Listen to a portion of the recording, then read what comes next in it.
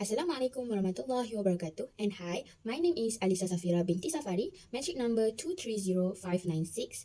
I'm from section 701 for Sociology and Anthropology, and today I'll be discussing about a social problem that I have witnessed, which is vandalism. As we all know, vandalism is very common happening in Malaysia. So as for definition, vandalism is the action involving destruction or damage of public or private property without permission. Vandalism had already become a serious issue worldwide and also in Malaysia itself throughout the years, as it can reduce public services and also create general mistrust among the society.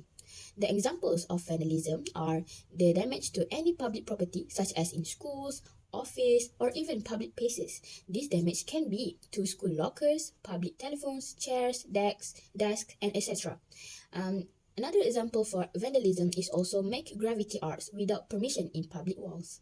My personal observation and experience in vandalism when I was in high school. I studied in a boarding school in Penang before, and vandalism had become too common in my school. Of course, in schools, we have bunch of facilities, whether in academic buildings or in our hostel buildings itself.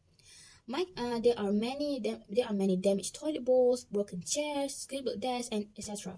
Once, my classmate punched the whiteboard many times and places until it created several holes. It was very hard for us as classmates to write on during the teaching and learning sessions. They've even been scolded by teachers for damaging the whiteboards. I want everyone in class now! This action causes negative effects for all of us as students, as we cannot use the facilities due to damage and also create discomfort among us. There are a few causes of problems for vandalism. One of it is from the parents itself. Some teenagers who done vandalism have lack of attention from parents. Workaholic parents fail to give enough love and attention to their children. This also happens to people with family problems or broken home situations. These situations affect people's morals and attitude. They love to destroy public property because they wanted attention from their parents that they deserve from them, so that their parents would care more about their children. The causes of problems of vandalism is also caused by peer influence.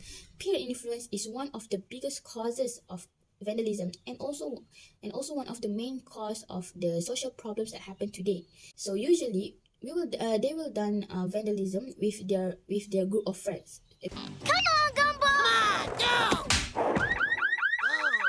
People tend to follow whatever is done by their friends, as they would love to create these best memories together.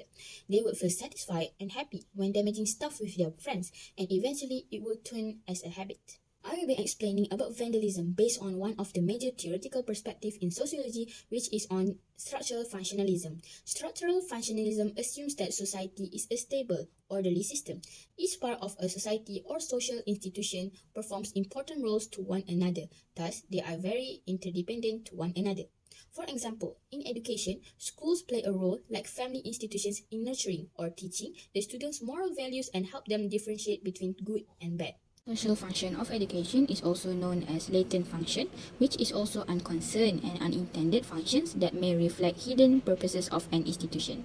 Vandalism is a dysfunction in education, as they can cause damage in school property and develop rude students. This might also be harder for other students to learn, as the school property is damaged, causing discomfort in learning.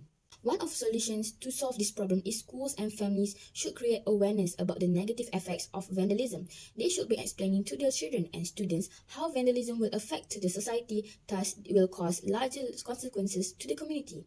They can also create awareness in form of campaigns, let children to attend a talk about vandalism, or even done fun activities related to the awareness on vandalism. Schools and families should be teaching them since they were young, so they will be alert earlier and there will be less possibility for vandalism to happen in a larger scale.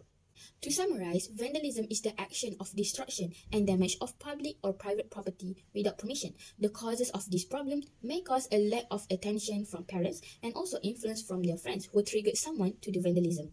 In structural functionalism, vandalism is a dysfunction towards education, which is opposite from the purpose of education, and one of the solutions to prevent vandalism from getting worse is to create awareness to people at their young age. Overall, vandalism is obviously an improper action, and most in the community view it as negative.